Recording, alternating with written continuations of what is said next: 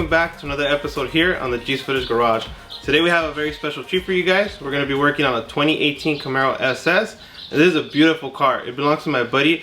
If you guys want to follow him at Murder6.2 on Instagram, and you can see all his pictures and everything he's up to. But today he put together a combo that he wants to run on his car, and we're going to help him install that today here on the G's Footage Garage. His car right now is basically stock with kitty cat deletes and E85. So aside from that, it's pretty much stock. So today we're going to go ahead and do, per his request, we're going to install a Rotofab air intake. He bought it with the green filter, but he decided he wanted to use a official Rotofab dry.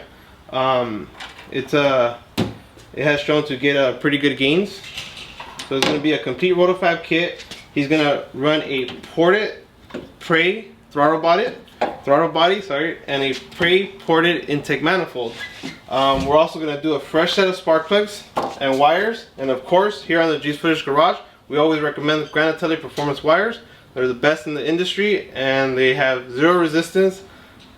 Yeah, zero ohms of resistance, and they make great power. Okay guys, here's today's roadmap. The first thing I'm going to do is I'm going to remove the air intake system. And then after I remove the air intake system, I'm going to move on over to removing the air intake manifold and the throttle body. I'm going to replace it with the Prey ported stuff. And then I'm going to move over to replacing the spark plugs and wires. And then we'll finish that up. And then lastly, we'll install the Rotofab. And we'll go take this bad boy for a test drive, and we'll get some butt dyno reactions. So with that being said, let's remove this air box.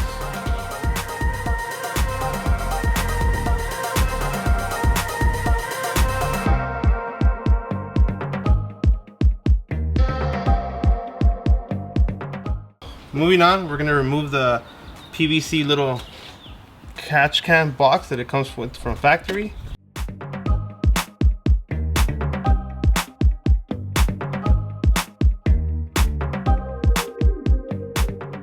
So check it out guys, right now we have what's called a air tube, and basically this thing makes a little whoosh noise that shoots it into the cabin so the driver could feel the spirited driving, I guess you can say. So we're gonna go ahead and remove this today due to the fact that we're installing the Rotofab. So this one's pretty easy to remove. It's just basically 2 bolts here and a little 10mm in the back. So let me go ahead and get that out.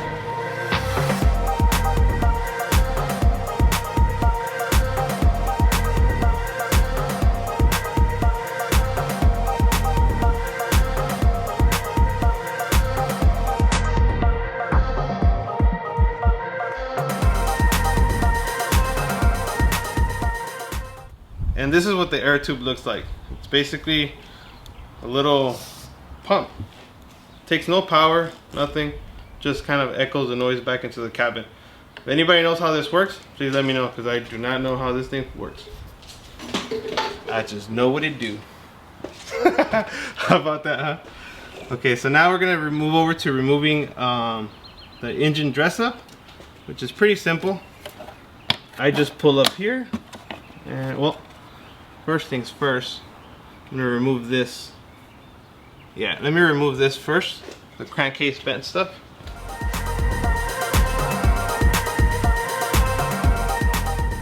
And removing these is very simple. All you do is push this little plastic in and pull it out.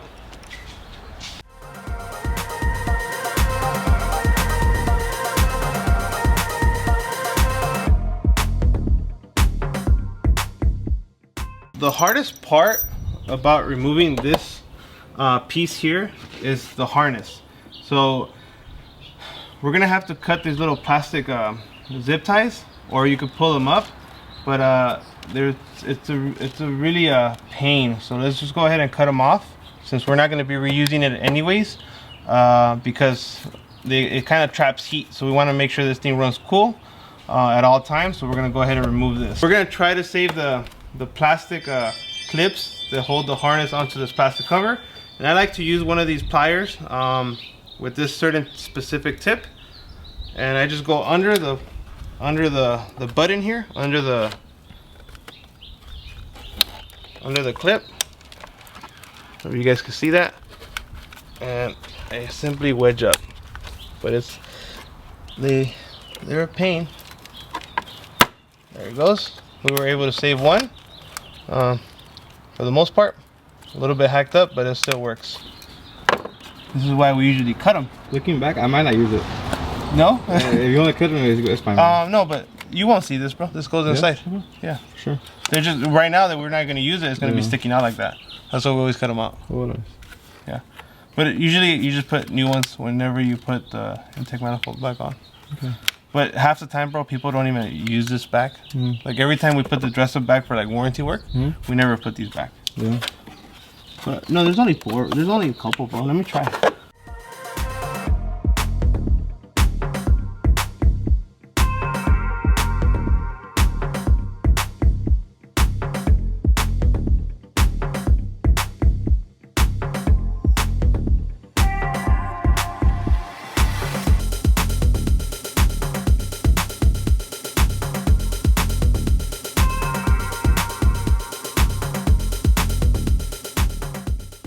So removing this here is nearly impossible, bro.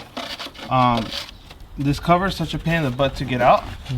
Some people like cut it off, but what I do is I just pick it up like this, and then I just scoop this out. So to do that, basically what we're gonna do first, we're gonna remove this one here.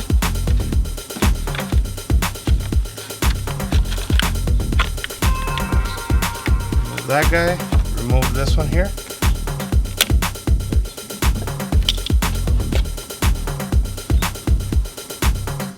This little clip you push back. Alright, then that, move that out the way. I always find it easier to remove this bolt and take this whole thing out here and just swinging it out versus taking this clip out. I always have a hard time removing this one, so I just swing it out just like that.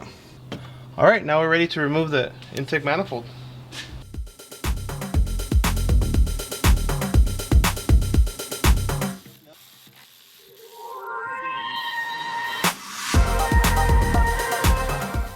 Okay guys, so now that I've removed all the bolts holding down the intake manifold, it's time to pull it back out. There's gonna be one line in the back that's kind of a pain to get out. So what I like to do, I like to disconnect it here.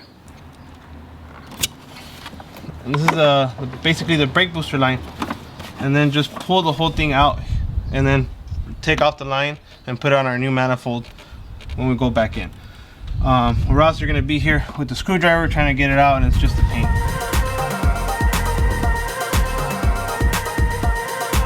Okay guys, and that's basically how you take off the intake manifold.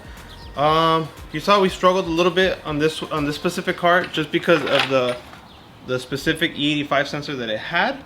It created a little bit of clutter in this area here, which limited the amount of space we had to move the intake up. But the key is to get these back bolts up, hold them up so you could get it out. Because if you don't pull these out, they're gonna get stuck on the guides of the head. And I'll show you the guides here. See these little holes here? The bolt gets stuck here and then you can't pull it out. So you pick up the bolts and then you can scoot it out and then take it out. Then I'm just gonna grab some brake cleaner with the rag, clean around the runners here. I mean around the head, I'm sorry. Clean around the head. Make sure we have a clean surface area. Okay, so here's a pre-ported intake manifold. Here's a stock one. Major differences that I see is the removed air tube here and some removal of material right here. So that's what the differences look on the snout part, but yeah, it looks pretty good. Looks pretty clean. Other major differences that I see on the pre-ported runners is that he ports from here to about halfway into the runner, and he removes the bellies. As you can see here, on this one, on the stock one, there's a belly there, right here. See that overlapping material? So that's what I see. Here's the pre-ported throttle body. Throttle body looks very smooth. Here's the factory one here. Try to give you guys some better lighting. Okay guys, so as you guys can see, the significant differences from a stock one to a pre-ported. I can see this intake manifold making a better gains over a stock intake manifold on a, I guess you can say, slightly modded car. Just for the mere fact that it removes the tube that runs across, which is obviously an obstruction and increases turbulence, and the amount of material removed at the snout and also at the runners. So I could see it being a pretty good upgrade. So with that being said, let's go ahead and swap over the gaskets and let's put this thing in the car. Okay, so let's just go over and swap these guys out. It's pretty simple. Okay, and now the intake manifold goes back in, and we usually could do this with one person. Let's see here.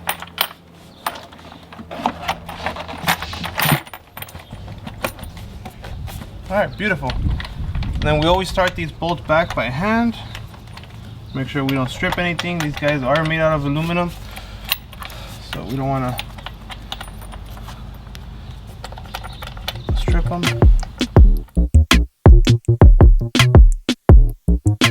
Okay, I like to always use a long 10mm socket and a little stubby ratchet because it limits the amount of leverage I have. And then I just stagger the torque sequence on it. I used to torque these, but hand tight's about the same thing. Just do it in a sequence. That's what I do. Actually, don't do as I do. These videos are just for entertainment purposes.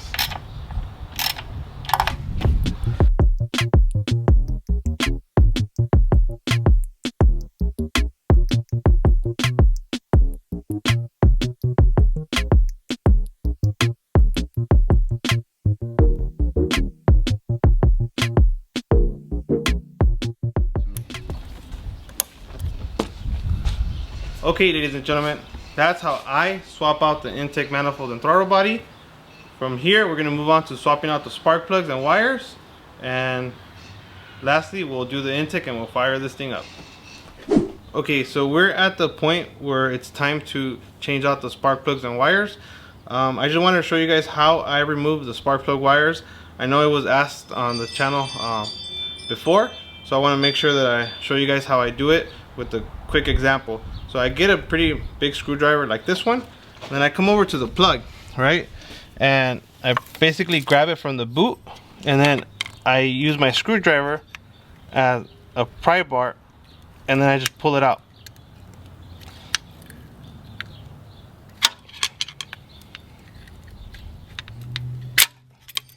Just like that.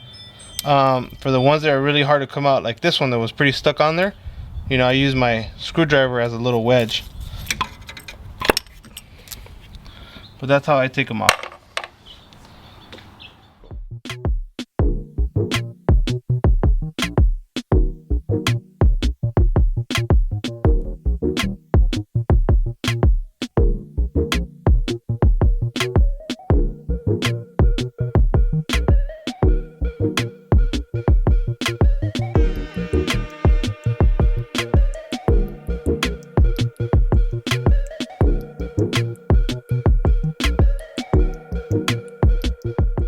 Okay, for this side, I'm gonna go ahead and remove the coolant reservoir tank to give me some space to remove the plugs and wires. So it's pretty simple. Remove this hose here, a hose in the back, and a 10mm bolt.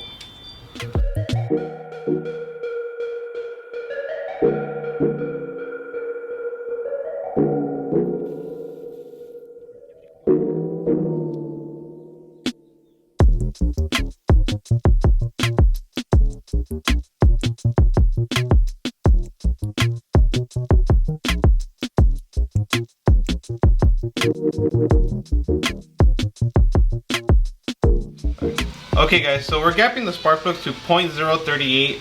Out of the box, these NGKs were gapped at over 0.040. We thought that was a little bit too open, so we brought them down just a tad bit. Since the factory ones were gapped at over 40, they were like around 0.042. We didn't know which way to really go, so we went a little bit tighter than what the factory came with, and a little bit tighter than what the NGKs out of the box were. This car is not boosted, it's NA. So what do you guys recommend? Comment down below.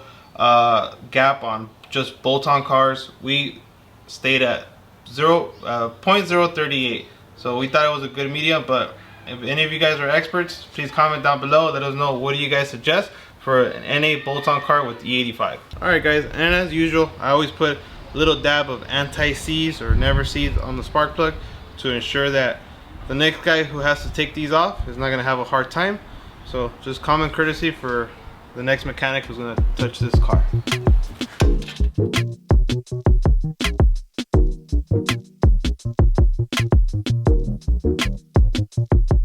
Okay guys, so I don't want to make this video super long, but I did want to show you guys, well, I wanted to do a quick little ohms test on the Grand Tele performance wires versus the OEMs. This is a stock wire off the car we just pulled out with 40k miles. You see here we have 3.67 ohms of resistance. You guys see that here? Now as you guys watch me, I'm gonna go ahead and swap out this wire, I'm sorry, and go into this Grand Tele, and there you guys have it, 0 ohms of resistance. So I'll take that off so you guys can see. 0 ohms of resistance. Now, real quick, let's try a different one. Here's another one. 3.61 ohms of resistance. We'll try this guy here. 0 ohms of resistance. Alright guys, so that was a quick test. As always, quality top notch. How does that equate to performance? I still don't know, so comment down below, let me know. But let's put them on.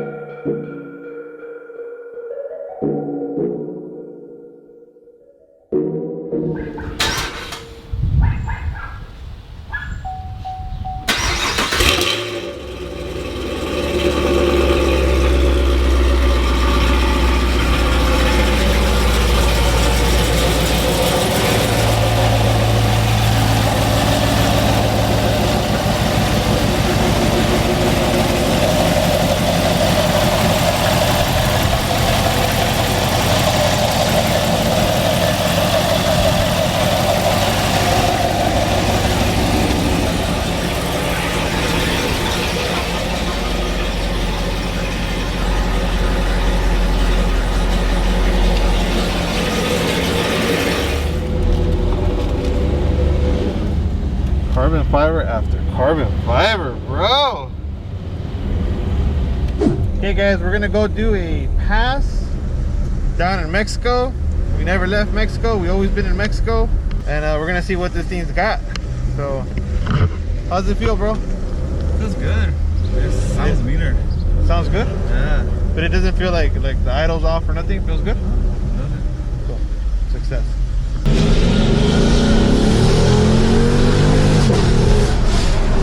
Holy smokes, bro. Hey, bro, it was working. It moved, huh? It was working, bro.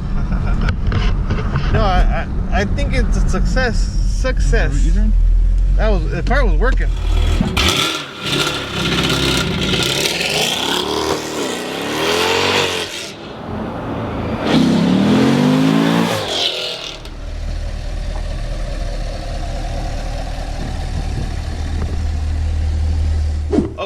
and gentlemen, that concludes another episode here on the G's Footage Garage. We hope you enjoyed the video, and as always guys, remember our videos are for entertainment purposes only.